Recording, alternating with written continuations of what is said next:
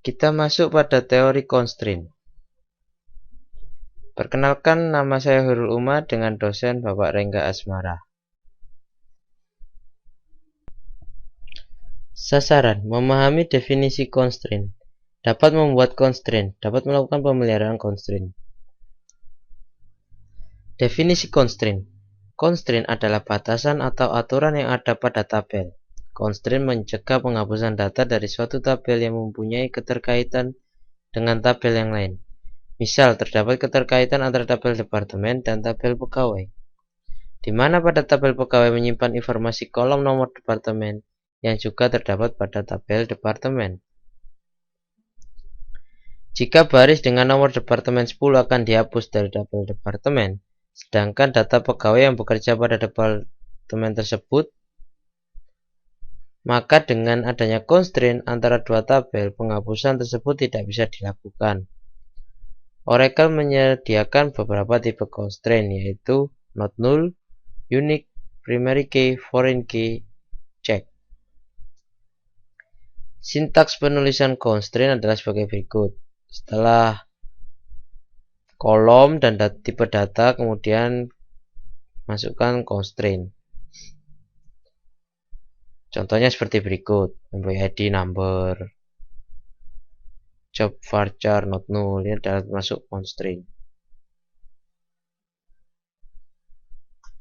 Constraint not null. Suatu kolom yang didefinisikan dengan constraint not null tidak boleh berisi nilai null. Kolom yang berfungsi sebagai kunci primer atau primary key otomatis tidak boleh null. Contoh last name not null constraint. Tidak ada baris yang berisi nilai null untuk kolom last name.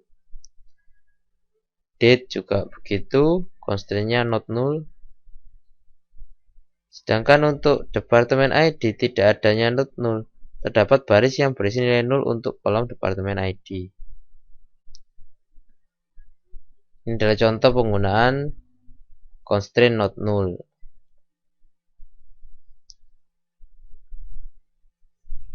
Sini ada dua perbedaan. Di sini yang pertama tanpa memberikan nama constraint. Nama tersebut akan diberikan secara otomatis oleh sistem. Sedangkan di sini kita memasukkan nama dari constraint tersebut. Constraint unique. Constraint unique mendefinisikan suatu kolom menjadi bersifat unik. Ilustrasi penggunaan constraint unique yaitu sebagai berikut. Employees. Pada tabel employees, kemudian kita akan memasukkan nama baru. Yang pertama ini diperbolehkan, sedangkan yang kedua tidak diperbolehkan karena email di sini bersifat unik. Apabila ada yang sama maka tidak diperbolehkan. Contohnya pada pembuatan tabel adalah constraint, nama constraint unik, kemudian unik pada kolom email. Constraint primary key. Constraint primary key membentuk key yang unik untuk suatu tabel. Kolom yang didefinisikan sebagai primary key akan mengidentifikasi suatu baris data menjadi unik. Contoh penggunaan constraint primary key adalah seperti berikut. Constraint dep ID PK primary key departemen ID. Di sini departemen ID dijadikan primary key. Ilustrasi untuk penggunaan primary key adalah sebagai berikut. Apabila kita ingin menambahkan baris baru dengan departemen ID 50 tidak diperbolehkan karena sudah terdapat departemen ID 50 sudah ada. Constraint foreign key. Foreign key didefinisikan pada suatu kolom yang ada pada suatu tabel, di mana kolom tersebut juga dimiliki oleh tabel yang lain sebagai suatu primary key. Ilustrasi penggunaannya adalah sebagai berikut. Pada tabel departemen terdapat departemen ID. Sedangkan pada tabel employees terdapat departemen ID yang sebagai foreign key dari departemen. kita ingin memasukkan baris baru pada tabel employee dengan departemen ID 9. Tidak diperbolehkan karena nilai 9 tidak ada pada tabel departemen. Untuk membuat tabel dengan foreign key, sintas adalah sebagai berikut: constraint foreign key departemen ID reference departemen ID. Keyword dari constraint foreign key. Berikut ini keyword yang ada pada constraint foreign key. Foreign key mendefinisikan kolom yang ada pada tabel anak.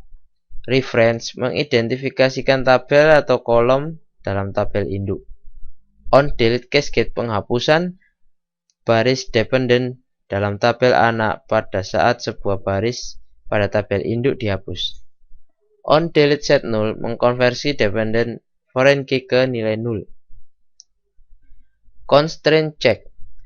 Constraint check digunakan untuk mendefinisikan suatu kondisi yang harus dipenuhi oleh tiap baris data dalam tabel. Menambahkan suatu constraint. Untuk menambahkan suatu constraint digunakan alter tabel. Formatnya seperti berikut: alter tabel, add, constraint, dan tipenya.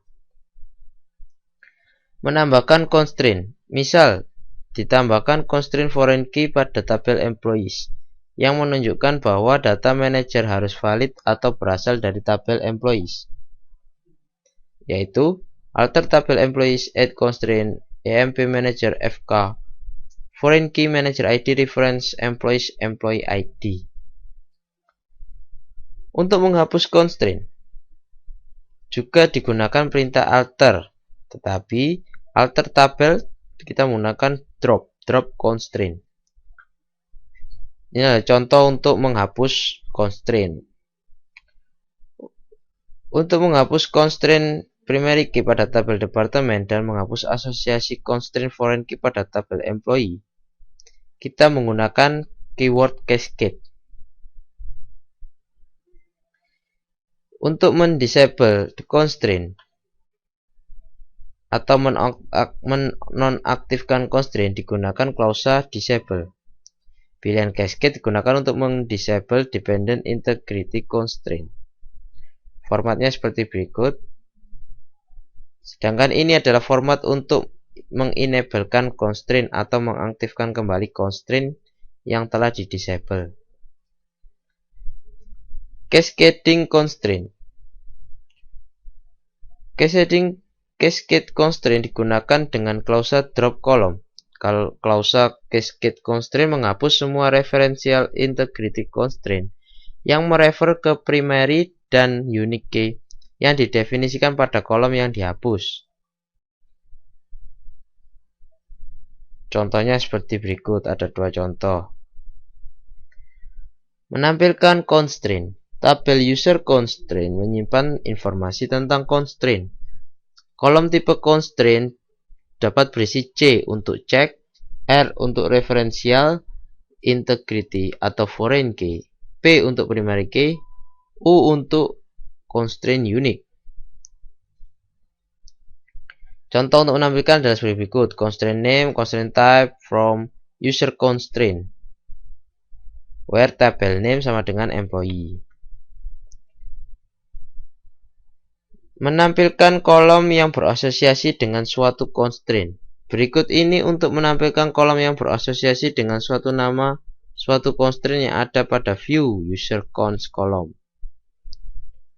yaitu select constraint name, column name from user cons kolom where tabel name sama dengan employee, maka akan muncul seperti berikut. Sekian teori untuk constraint, terima kasih.